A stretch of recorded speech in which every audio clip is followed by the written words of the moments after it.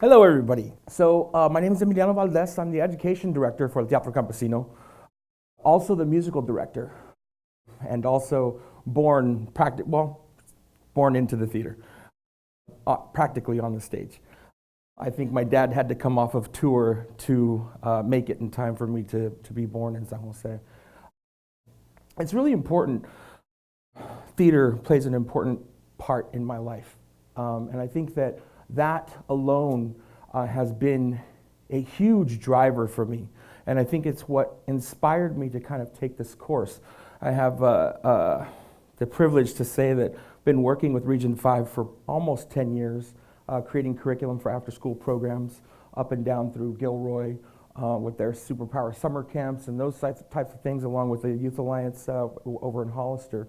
And then also just delivering curriculum development strategies to staff, lots of staff.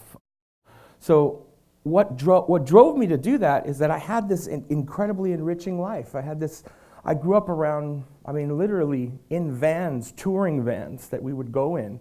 And here I'm next to these actors who have been to Europe, who have performed all over Europe. And it's really here that I kind of start to unlock that passion and realize that its impact, especially at this particular turning point in education.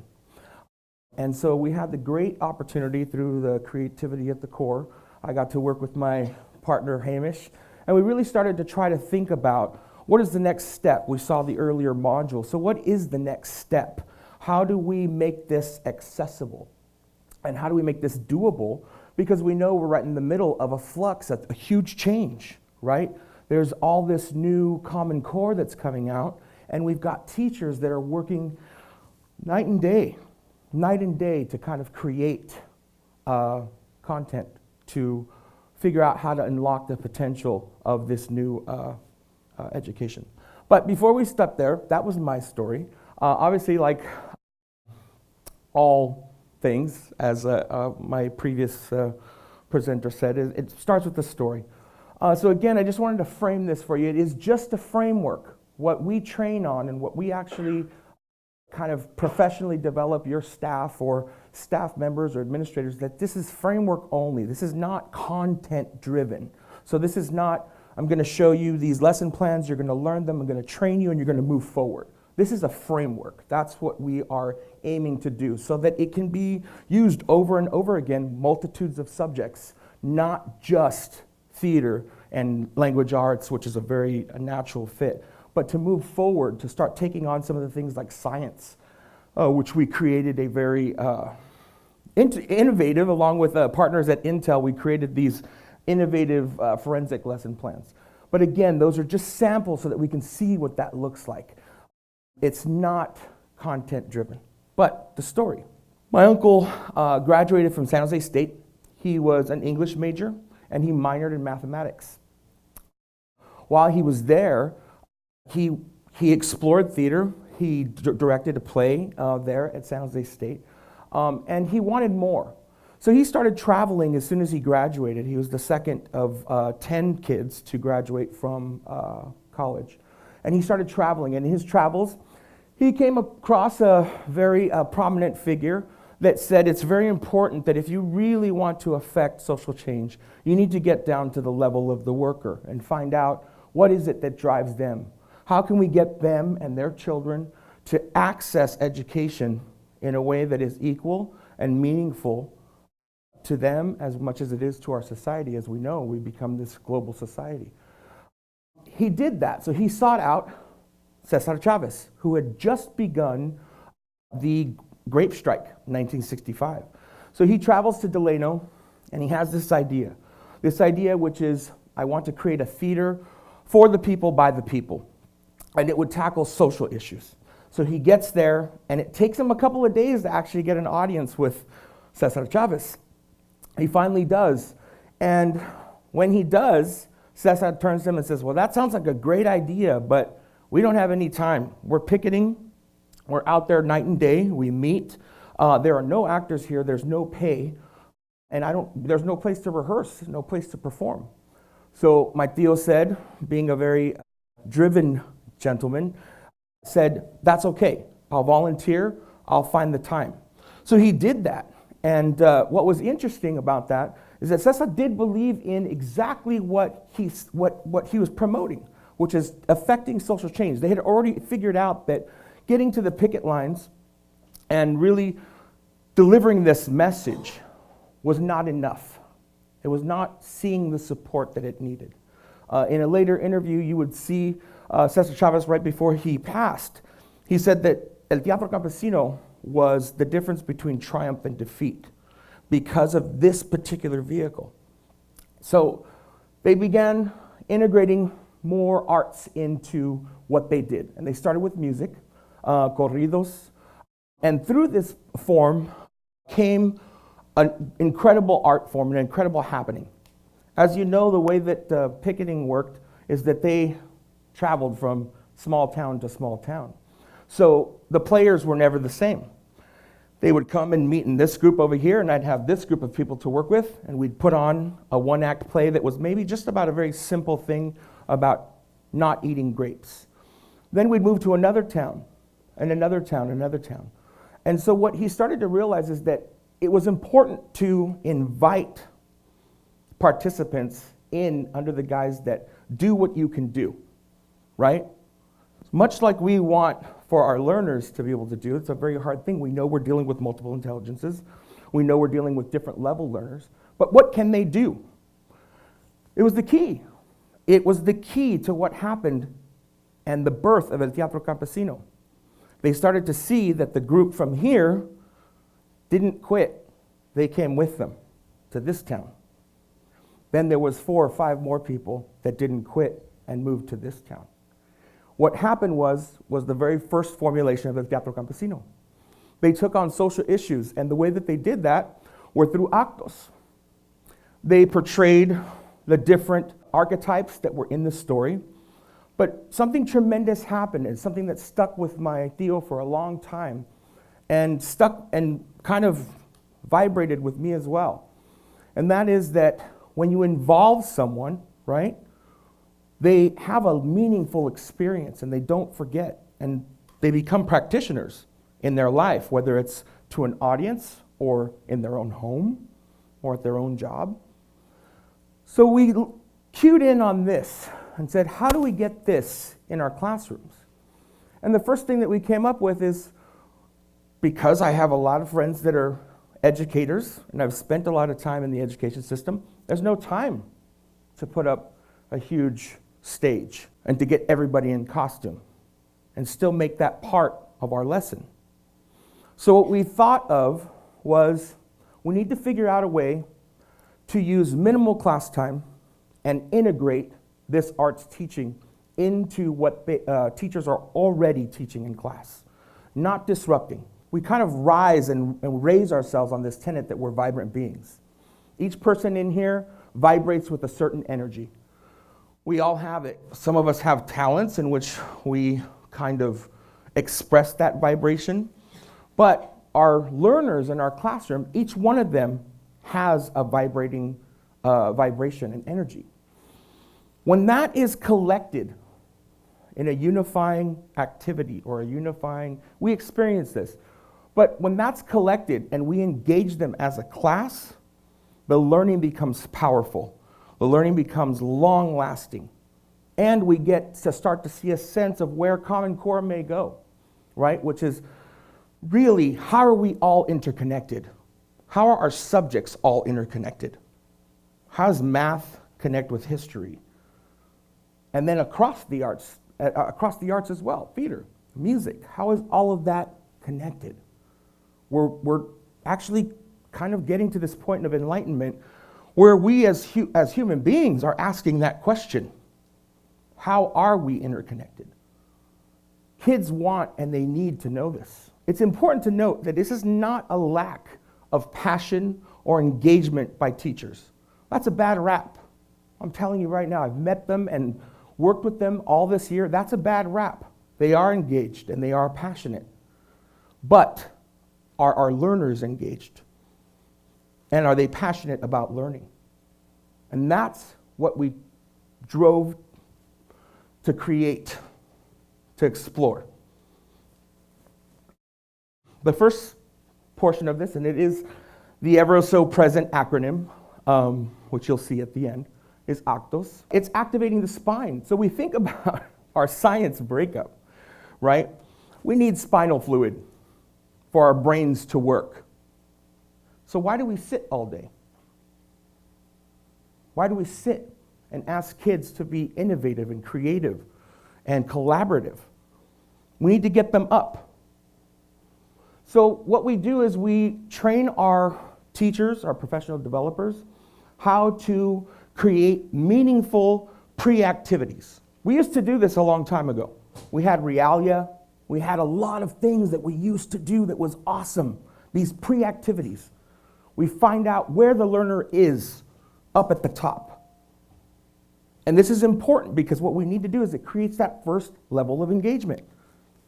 If we skip this part, we're waiting for them to jump on the train. And that's hard. It's hard for our students. So with that, there's a second part that's very important. And that is that we have to cultivate meaning. We have to give them a chance to reflect.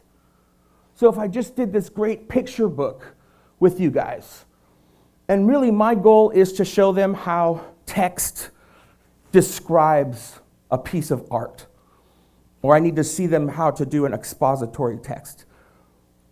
If I don't stop and find out what they felt about the pre-activity, they become disengaged.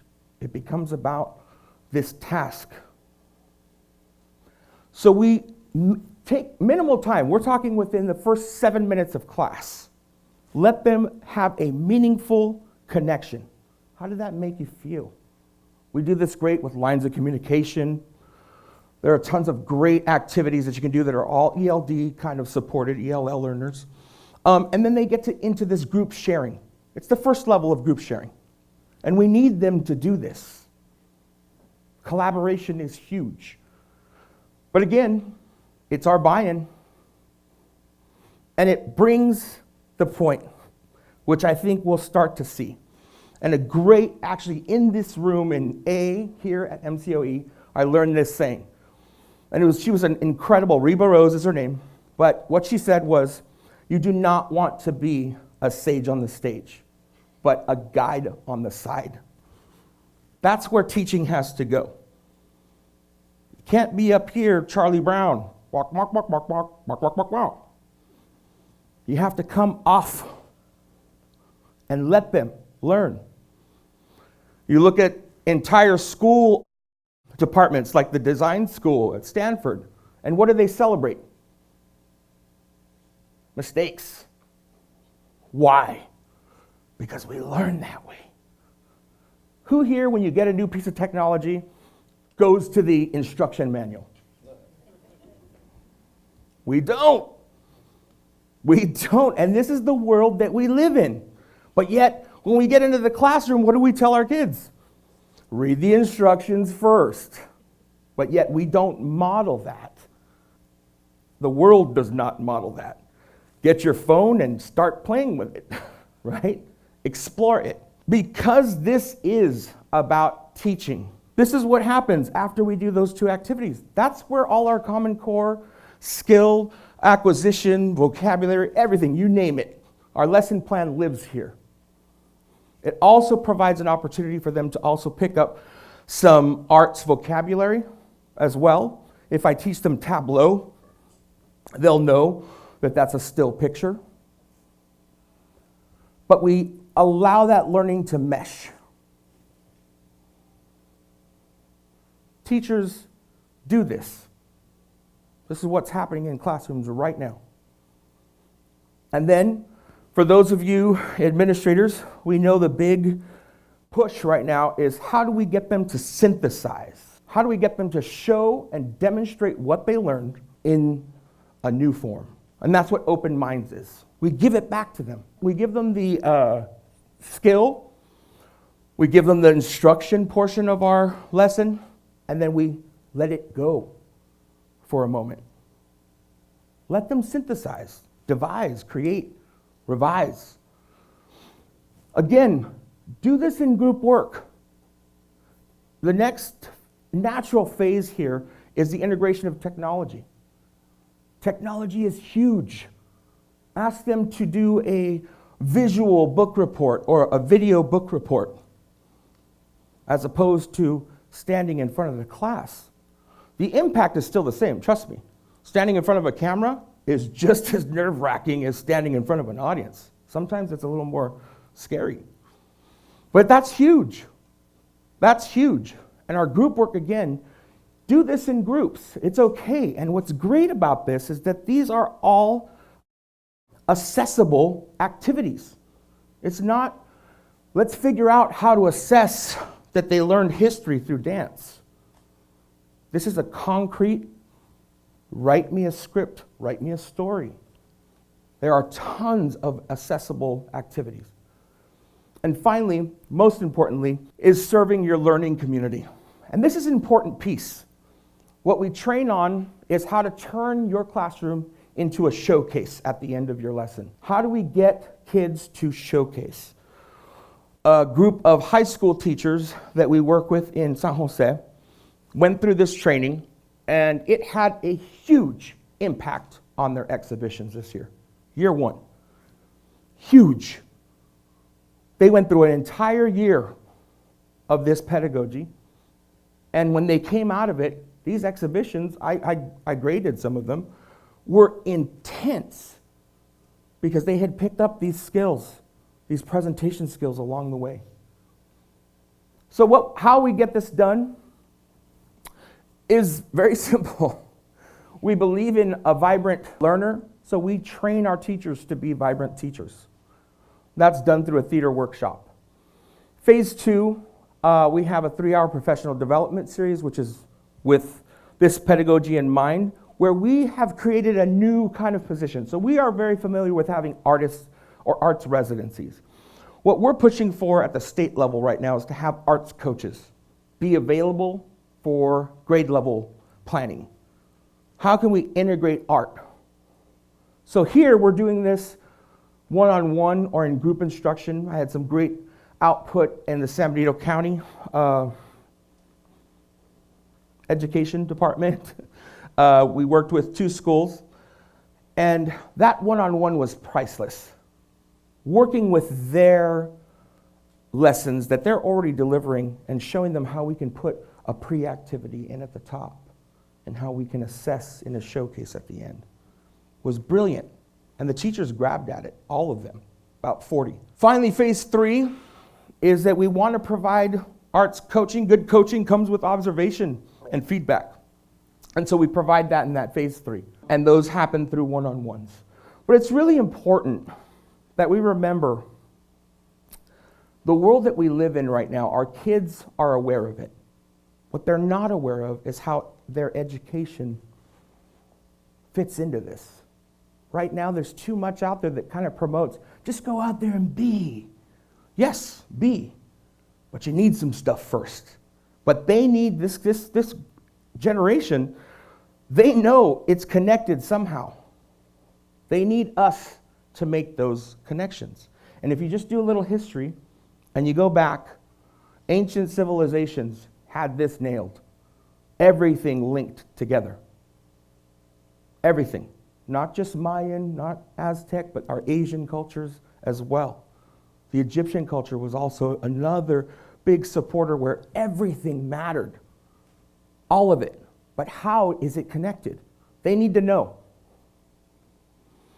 We had a great training with staff here just Friday for the migrant education program for the summer academy, MESA. And this is them.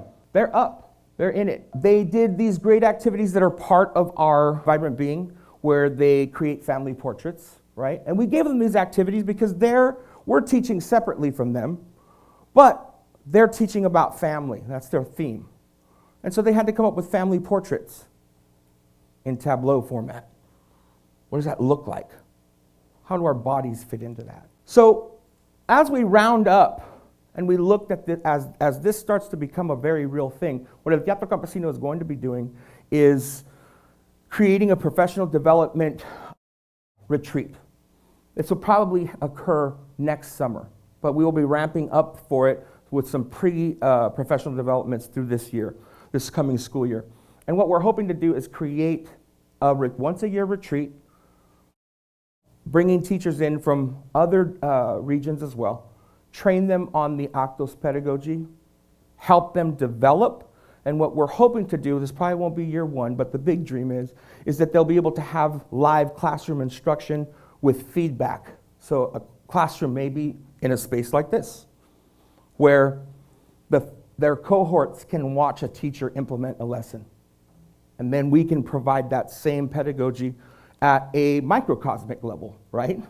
We need our teachers to go through this as well. But El Teatro Campesino is dedicated, as we turn 50 this year, we're dedicated to coming into your classroom at all levels. We still do arts in the schools, but it's important for us to stop stealing the thunder. This is my personal view. I feel sometimes that can be distracting. I come in and I've done this myself as a teaching artist, I come in to your history class and I teach for 4 weeks and then I leave. That leaves a very empty feeling for that teacher afterwards. So how do we get that teacher to be the star? How do we get them to be that go-to? That's what this module is promoting. I hope that it piques your interest. You can find more of the nuts and bolts as well as the forensics lesson plan that we developed online at cicesaarts.org. It's been my pleasure to speak with you, and I do love where I grew up, which is this region, this beautiful region. And I hope that we continue to serve and have this relationship. So I thank you once again on behalf of Teatro Campesino and MCOE. Thank you very much.